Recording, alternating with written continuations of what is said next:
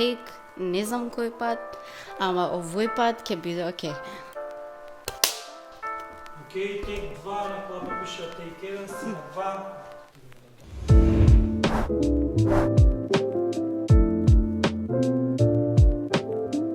Здраво, дечки, јас сум Аника од Скала, вашиот омилен водител, скаладжика. Не знам, може би ви се свига, може би не, ама битен е муавитот што го правиме на овој Розев Кауч, а овој месец е темата стереотипи со нашите прекрасни гости Давор Кешкец и Ангела Банчотова. Ме частеше пиеш кога дискотека. Жал, не, на Фейсбук се запознавме, виртуелно се запознавме, што е... Она прва ми пише. Да, јас прво му пишав.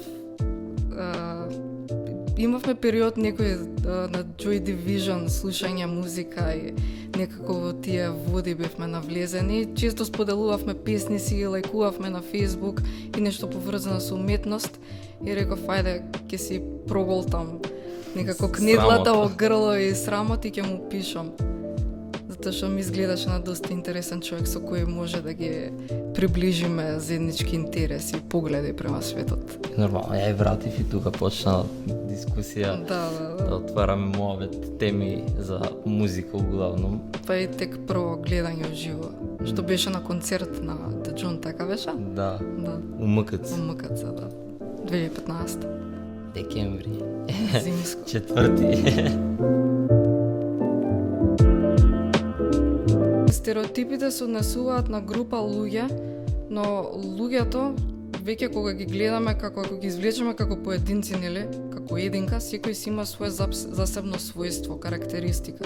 И вие да кажете на пример дека италијанците се многу гласни, што нели тоа кружи како стереотип, тоа да можеби до некаде е вистина, но ако го извлечете секој човек од таа група како поединец, не секој ќе се согласи со тоа и не секој ќе си го каже да, тоа сум, јас сум гласен, јас сум бучен, јас сум. И на некој начин можеби тоа не е толку негативно, ама е прегенерализирано нешто што можеби вие не сте го виделе, ама сте го слушнале од негде и сега вие тврдите дека е така. Што за мене е тотално непотребно нешто да се прави, затоа што не можеш да докажеш и да тврдиш дека нешто е така или се случило, а ти не си го видел и со своји очи или со своји уши не си го слушнал. Кажуваш туѓо мислење или туѓо видување, а не својот. Никад не си ни упознал тие луѓе Па да тврдиш нешто. Дури многу Како? стереотипи за кај нас што јас се фаќам во ситуација да ги кажувам, сум као зашо го кажувам, ниту сум видела дека така прават, ни сум чула, ама тоа ти е навлезено уште од мала возраст. Нас освен со млеко не дојат уште од најмала возраст со стереотипи.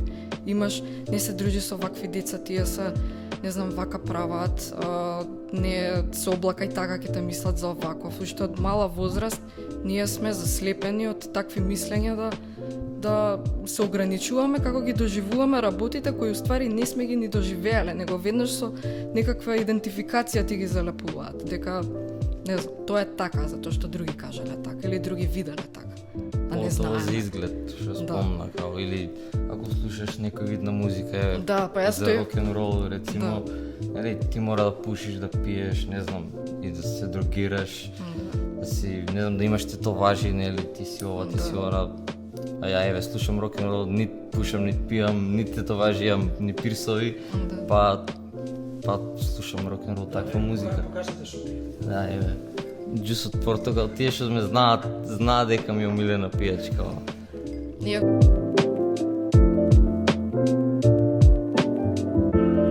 Па повеќе се, сега не се толку болни или страшни како што може да се за некој, али ете што вака најпрво ми доаѓа на памет е тоа што јас уште од мала возраст сум сакала и да слушам рок и метал музика.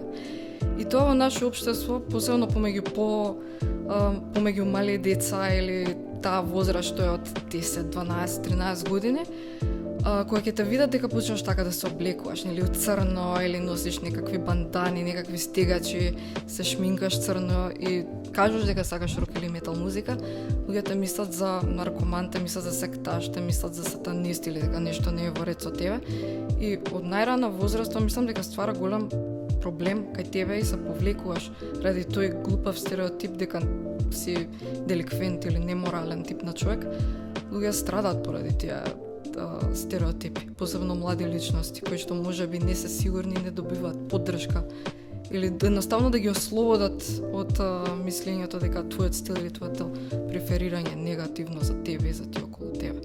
Барам јас така лично го имам доживеано, како негативен ефект од општеството врз мене, заради тоа што сум сакала црнјалишна и метал музика.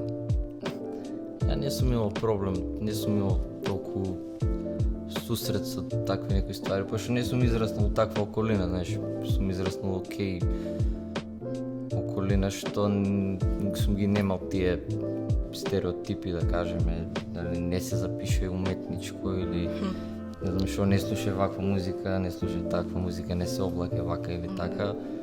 Али ипак, знаеш, допираат ствари до тебе, не. И колку и да си изолиран од тоа, пак ги чуеш тие муавети, нели? Да, баш сега спомна за запишување во уметничко. Тоа некако од мала моите ми го имаат кажувано, бидејќи јас сакав да се запишам во средно уметничко, што од многу мало бев сигурна дека сакам да сум уметник. Иако не се запишав никогаш ништо во сферата на уметноста, моите родители што од мала некако со тие предрасуди и тие стереотипи ме има насочувано дека уметноста не е струка и не е гранка во која ти ќе можеш да живееш убав живот. Не само ради финансиски аспект, него и ради бирање на друштво, бирање на луѓе, дека пак се вртиме околу тоа дека таму има наркомани, дека таму има деликвенти или има луѓе што тебе ќе ти го насочат во погрешен правец животот. Ствари се спротивно кога ќе да, видиш таму. Да, ама тоа е точно дека има и такви и што се луѓе уметници, ама има и такви што се луѓе економисти, што се луѓе, мислам, тоа си е таа процентуала што си секаде можеш да најдеш во одредена струка, дури е глупо да збориме за тоа каде има таков тип на луѓе, каде има повеќе, каде има помалку. Не, јас не уметничко што се запишав, као со некои луѓе тоа исто ми окажува, као што ќе правиш таму, вакви се, такви се, што ќе работиш после, нели, тоа е тоа е клучното прашање уствари, кога ќе се запишеш уметничко, поготово средно, нели, пошто си купи 14 години, што знаеш ти што ќе правиш понатака, али седур дете, пак ќе кажам, седур не е си лице у лице со тие луѓе, не можеш да знаеш какви се. Луѓе не го користат не ја користат таа привилегија да размислуваат со своја глава и да донесуваат одлука со тоа свое мислење, со свој јас, туку превзимаат некој, не знам, овој кажал ова, јас исто ќе го земам, овој кажал ова, јас тоа ќе го мислам. Некако како луѓе да не се доволно активни во своите вилги, да речат моето мислење е тоа што јас ќе го пласирам, а не некој друг што кажал и тоа јас ќе го превземам. Како доаѓа на некој начин како паразит, твојот мозок е паразит и сега он се храни од секакви туги мислења кои не се подпират на никаков доказ. Стереотип за мене е всушност тоа, некакво поставување на мислење без никаков доказ, посебно за луѓе што кажуваат што не знаат всушност од каде им е тоа, од каде го добиле. Комшиката. Да. Се запишав, поточно ме запишаа во приватна гимназија, Јахја Кемал коледж, за која сум благодарна и беше правилен избор во животот. И како учев во тоа училиште, се соочував со многу луѓе кои не биле никогаш во контакт со или се запознале со постоење на приватни гимназии, приватни образовни институции. И кога ќе им кажеш на луѓе дека учиш во приватна гимназија, тие сакаат, чекај, вас ви ги плаќаат родителите, дипломите, оцените, ништо не учите, мрзливи сте. Утре преку ред и без никаква квалификација ќе ве примаат на работа затоа што така добиваат тие од приватни школи. А тоа не е вистина. Мислам, сигурно има такви работи, ако веќе го збориме тоа, али од моје лично искуство немаше такви работи. Барем колку што било мој видик немаше. Сите беа трудолюбиви, сите беа вредни ученици, вредни студенти и секој си го добиваше тоа што го заслужува. Ја од моја околина не сум имал некој, од мој блиски, да кажам, не сум имал некои стереотипи за средното, за изборот на средното, баш биле дури позитивно, знаеш.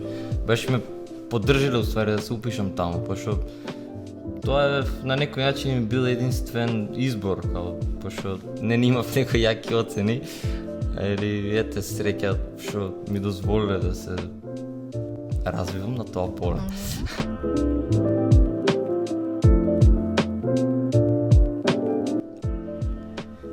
Па, пошто стилот е доста, како да кажам, не сликарски, не толку да кажам. Види, на светско ниво тоа не е ништо ново, таа плоха која ја работам, али кај нас такво сликарство не е многу застапено и пристапуваат малку чудно кога ќе видат таква слика, као некои се дури вака кога ги гледаат дигитално сликите мислат дека е некој дизајн, нешто на компјутер направено, али кога ќе видат дека е слика, као како ваква слика, знаеш, од кај се овој фазон искочи, као, знаеш, обично се со тоа мислење дека слика мора да е, не знам, со потези некои, па да има текстура некоја. Да, Ван Гог да биде малце. Да има некои потези со четки, нешто, не знам, размачкано, да не е толку чисто и педантно како ја што работам.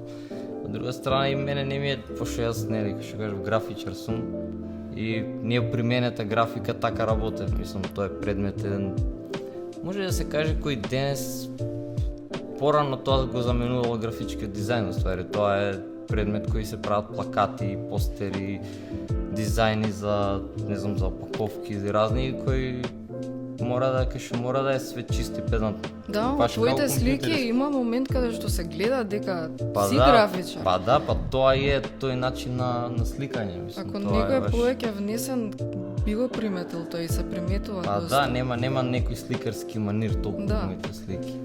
И тоа е најчесто луѓе кои ќе ти спомнат вака, знаеш, треба малце повака, потака, ама... Или ќе ти речат ова Пикасо. Пикасо, да, Пикасо. Или Лихтенштейн или Пикасо. Да. Добро, има комбинација од двете тука, тоа е. Зашто не кеш графика да почнеш нешто да правиш? Добро, знам условите од земја не се ради идеални. условите, уствари, пошто немаш услови за графика, ја сум дипломирал, што се вика, ја многу графички техники ги немам сработено, као ни на факултет не ти се достапни многу графички техники, да ги пробаш барем, не па да ги работиш. Па ако на факултет не се достапни у средно, па да замислам колку не се. Па тоа е проблемот, да, и проблемот е поише што после дипломирање ти немаш како да продолжиш графика. Мислам, да си купиш ти преса.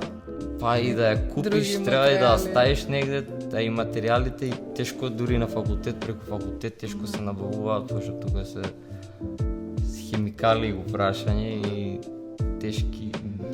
А вие хемија слабо. Не хемија слабо. Мажот иде на работа, жената домакинка чува дете. Чисти, типичен 50s household. Жената се грижи за кујна, за семејство, за хигиена, мажот за финансиите и за колата. Ја лично можам да потврдам дека ние како пар не функционираме според тие стереотипи. Не функционираме. Доста сме нетипични во однос на тоа. Јас како личност имам доста машки особини за одредени работи и тоа кај мене некогаш преовладува. И можам да кажам дека тука малку се косиме со тие стереотипи, дека женското е почисто, дека е попедантно, машкото е по... Да, кај нас е тотално обратно контра сме. Јас сум хаос. Дефиниција за мене е хаос. Давара педантерија, значи седе во линија, седе подредено, ако треба по боја, да, некојаш да земам да поправам ствари што се за татковци да земат да поправат, како казанчиња. За готвење, ја готвам. Давар учи, пробува. Колку учи, тоа е дискутабилно прашање. Тој што е послободен во моментот, тој треба да земе да готви, а не дека жената треба цело време да готви. Затоа што има жени што идат на работа, што чуваат деца, пазат фамилија и сега мажот седи дома и лабави. И ти да чекаш таа отепана сирота да земе да готви, а ти гледаш надпревар, тоа малце не е окей, али во однос на тоа мислам дека ја и ти си функционираме, си ги делиме обврските. Например, дека жените многу зборат. Жените не знаат да гледаат филм, жените се лоши возачи.